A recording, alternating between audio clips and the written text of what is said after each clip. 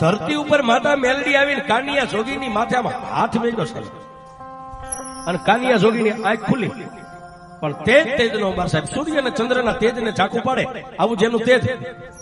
ખાડ ખાડ દાંત કાઢીને કાનિયા જોગીને એટલું કીધું, કાના એ થાય.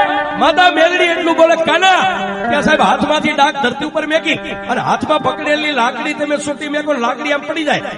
એમ કાનિયો જોગી માના ચરણની માલિપા દંડવત પ્રણામ. માં મેલડીના બે પગને થોપી અને કાનિયો જોગી બહુ રોયો છે.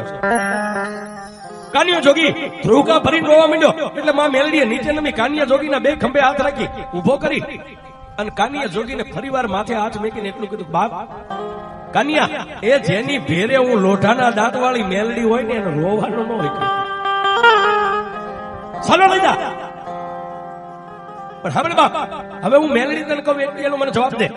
તે મને કાલ કીધું હતું ને કે મારા ભાઈઓને પૂછીને આવું. તારા ભાઈઓ શું કીધું?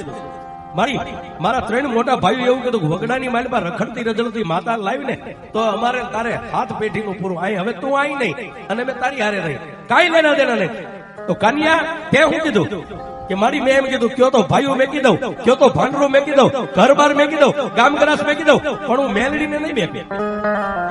અને તેથી એ માતા મેલડી એટલું કીધું, જો કાનિયા તું મારો હવે બની ગયો હોય ને તો હું મેલડી સદાયની માટે તારી બની જાઉં. પણ જોજે મારી એ તારી માટે મેં મારા કાકા કુટુંબ મેગ્યા, ભાઈઓ ભાંડરું મેગ્યા, વગડાની માલપા એકલું ઝાડવું ક્યાંય ન હોય. પણ કાનિયો જોગી આ ધરતીની માથે હવે હું એકલો છું, તારી સિવાય કોઈ નો આધાર.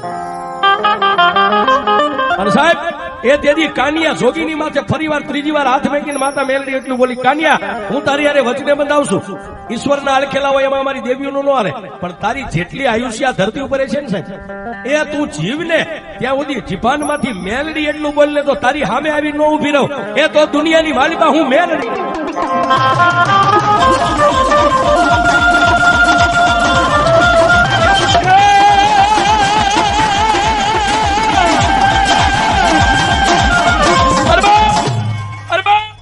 એ માં ભગવતી મેલડી કાનિયા જોગી અને વચને બંધાણા. કાનિયા જોગીને વચન આપ્યું, પણ કાનિયો જોગી કે મારી તું મારી યારે રહીશ કઈ રીતે? અને તેથી માતા મેલડી બોલી, કાનિયા જો સામે તળાવ રહ્યું ને, તળાવમાં પાણી ભર્યું છે ને એની મારી પાસે સાજ ઉભું છે. 2 કોણી સાજ વાટી અને એનો એક નાનો એવો કાલનો દિવસ ઉગે એટલે કંડિયો બનાય. કંડિયો બનાવીને ધરતી ઉપર કંડિયો મેકીને 3 તાળી પાડીશ ને એટલે હું મેલડી પાછી આવીશ. અને કાનિયા એ કંડિયાનું ઢાંકણું ખોલી હાથમાં ડાક લઈ અને ડાકની માથે આમ 3 દાંડી પાડ અને તું ભાડે એમ એ હવા વેતની નાગણી બનીને જો તારા કંડિયામાં બેસી જાવ ને તો કાનિયા એમ માનજે જંગલની માલિપા એક હું દેવી પૂજકના દંગાની માતા મેલડી તને મળી. પણ કાનિયો જોગી કે પછી મારી કંડિયાને શું કરું? કાનિયાએ કંડિયાનું ઢાંકણું માથે બંધ કરી અને કંડિયો તારા ખંભે લઈ અને ધરતીની માલિપા નીકળી જા. પણ જોજે કાનિયા હું મેલડી નો કહું ત્યાં સુધી ધરતી ઉપર મારો કંડિયો નો મેકતો. અને મારો મેલડીના કીધા વગર જો ધરતી ઉપર કંડિયો મેકી દઈશ ને તો પછી હું માતા મેલડી ત્યાંથી એક ડગલું હાલીશ નહીં.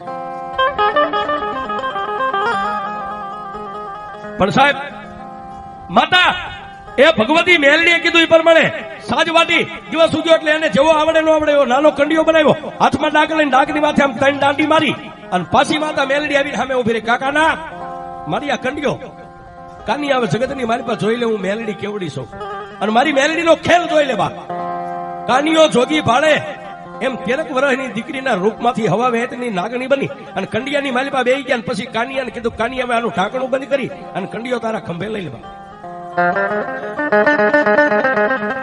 કાનિયા જોગીએ કંડિયાનું ઢાંકણું બંધ કરી કંડિયો ખંભે ઉપાડી ગામડે ગામડે ગામડે ગામડે રાત રહેતો જાય, ફરતો જાય, રાત રહેતો જાય, ફરતો જાય. પણ ફરતા ફરતા ક્યાં આવ્યો આજનું જ્યાં શિયાળા ગામ છે. ધોળકા અને બાવળાની બાજુમાં શિયાળા ગામ છે.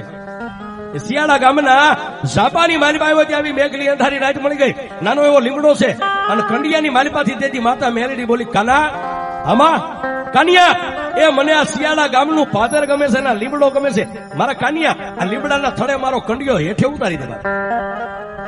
માતા મેલડી કીધું એ પ્રમાણે કાનિયા જોગી એની આ કંડિયો ઉતાર્યો, એક નાનો એવો ધૂળીનો ધડીમલો કરી અને બીજા દિવસે પ્રભાતના પોરમાં દિવસ ઉગ્યો એટલે કંડિયો ખોલ્યો. પણ કાનિયો જોગી જોવે એમ કંડિયાની માલિપાથી નાગણી ઉડી અને નાના એવા ધૂળીના ધડીમલાની માલિપા મારી મેલડી હમાઈ ગઈ. કાનિયા જોગીને રાતને દી માતા મેલડી એમ કે એ કાના માગ, એ કાના માગ, એ કાના માગ. એટલે કાનિયો એટલું જ કે મારી હવે તારા જેવી હડીખમ લોઢાના દાંત વાળી માતા મારી હારે હોય, મારી દુનિયાની માલિકા હું તારી પાસે શું માગી? પણ કાનિયા જોગીને માતા મેલડી એટલું કીધું, કાનિયા દુનિયાની માલિકા તને દુઃખ પડે ને તારી આંખોનો ખૂણો ભીનો થાય ને તો દુનિયામાં મને મેલડીને ફટકે છે સાહેબ. પણ સાહેબ એ દુનિયા એમ કે મેલડી મેલી છે. હવે આ વાત ન્યા લઈ જાઉં છું, મેલડી મેલી છે, મેલી શું કરે?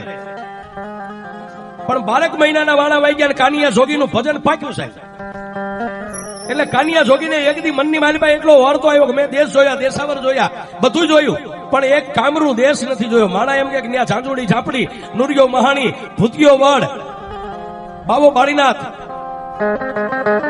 પ્રભાતના પોરની માલિકા જાગી અને મેલડીના ધૂપેલિયાની માલિકા ગુગળનો ગાંઠિયો તેલનો તરસ્યો નાખી ધૂપ કરી અને કાનિયો જોગી એક બેન ત્રીજો આંટો આમ પૂરો કરે ન કરે, પણ કાનિયા જોગીની આંખમાંથી આમ આહુડું હાલતું થયું સાહેબ. ગાલે આવ્યું, ગાલેથી દાઢીએ ત્યાં ધોડીના ધડીમલામાંથી માતા મેલડી બોલી, કાના, એ કાના, બાપ મેં તને મેલડીએ કીધું તું દુનિયાની માલિકા કોઈ દી રોશ નહીં. એ કાનિયા રોવાનું કારણ શું છે? અને તેથી માતા મેલડીને કાનિયા જોગીએ કીધું, મારી મેં દુનિયા જોઈ, એક કામરૂ દેશ જોવાના મને વરતા જાગ્યા છે.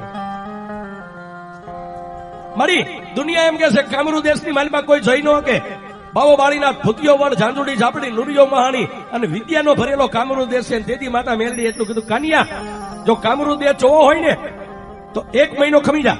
આહો મહિનાની નવરાત્રી આવે, નવરાત્રીની મારી પાસે કંડિયાને ધૂપ દે એટલે ધૂળીના ધડીમલામાં જેમ હું હમાઈ ગઈ એમ હવા વેતની નાગણી બનીને પાછી કંડિયામાં બેસી જાવ ને, પાછો કંડિયો ખંભે લઈ અને પછી કામરૂ દેશનો માર્ગ લેજે. જો દુનિયાની મારી પાસે તને કામરૂ દેશનો દેખાડું તો હું તારી મેલડીને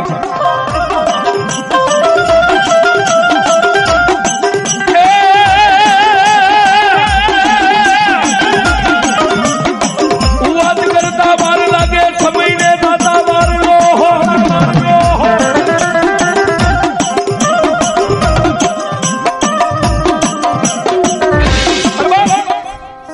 વાત કરતા વાર લાગે, સમયને દાદા વાર નો હોય.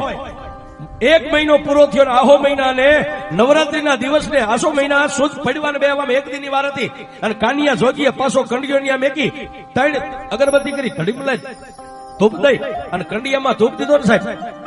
વાત કરતા વાર લાગે, કાનિયો જોગી આંખ બંધ કરીને ખોલે ઈ પેલા ધોડીના ધડીમલામાંથી હતી એવી હવા વેતની નાગણી બની ધોડીના ધડીમલેથી નીચે ઉતરી કંડિયામાં બેહી અને પછી કાનિયા જોગીને કીધું કે એ કાનિયા હવે કંડિયાનું ઢાંકણું બંધ કરી મારો કંડિયો ખંભે લઈ અને કામરૂ દેશનો માર્ગ પકડ. દુનિયાની માલિકા હવે હું મેલડી તને કામરૂ દેશ જોવા લઈ જાઉં. આ સુરેશ ફુવાજીનો પ્રશ્ન હતો કે મેલડી મેલી કેટલી છે. હવે આ વાત ઉપર મજા છે સાહેબ. પણ કાનિયો જોગી ધીમે ધીમે ધીમે ધીમે ધીમે ધીમે ગામડે ગામડે ગામડે ગામડે રાત રહેતો સાહેબ. એ કામરૂ દેશની સરહદ કહેતા કામરૂ દેશના સીમાડે ગયો ત્યાં બાવો બાળીનાથ પોતાની મઢીએ થોડો તખાવીને બેઠા છે, જેની ફરતી ચૂડેલું રાહડા લે છે.